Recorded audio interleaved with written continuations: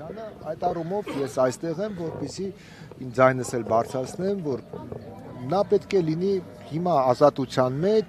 գոնե նա պետք է կարողանա ավարտել դպրոցը, մանավանդ ես էլ որպես ժամանակին ոսկե մեդալով դպրոց ավարտած,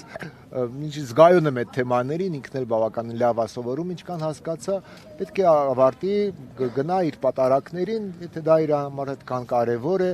եւ վերջին զանգին մասնակցի, իսկ մնացած այդ դատական process-ները արդեն թող գնան իրենց հունով,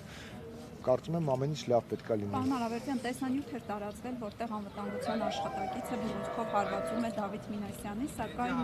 այս պահին որևէ գործընթաց նրա նկատմամբ չի։ Սա անարդար մոտեցում չի, երբ տղան կալանավորված է, իսկ նրան հարվածողը ոչ, նրա նկատմամբ որևէ գործընթաց տեղի չի ունենում։ Տեսեք, բոլոր դեպքերում բռնությունը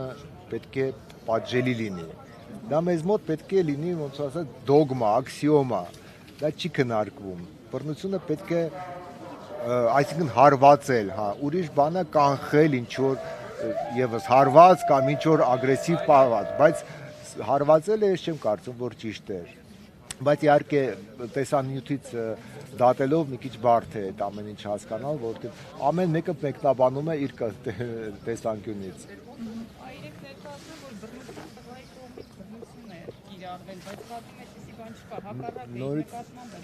Նորից եմ ասում, հարվածը տեսել եմ,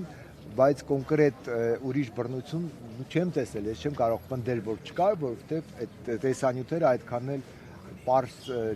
մեզ իրադրությունը չեն ցույց տալիս, ինչ է իրականում իրականացել։ Տեսնում եմ, որ ինչ որ գրգռված, ինչ որ տես խոսում է, ինչ որ տես համառորեն ուզում է տեղում անել, բայց դրանից դատողությունը կարծում եմ հենց դատարանը դրա համար է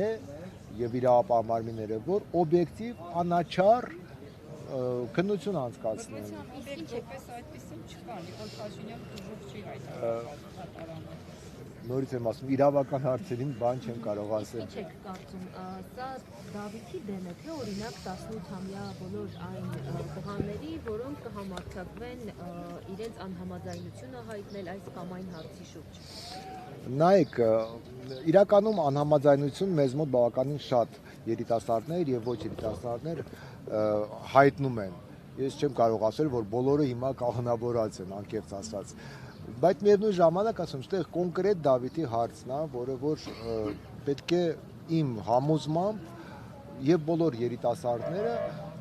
կարողանան ավարտեն իրենց հաջող ուսումը, առաջ գնան, ինստիտուտ ընդունվեն։ Իհարկե այն բացառություններով, ինչպես ասի, երբ որ անձը թեկուզ երիտասարդը լուրջ վտանգ է,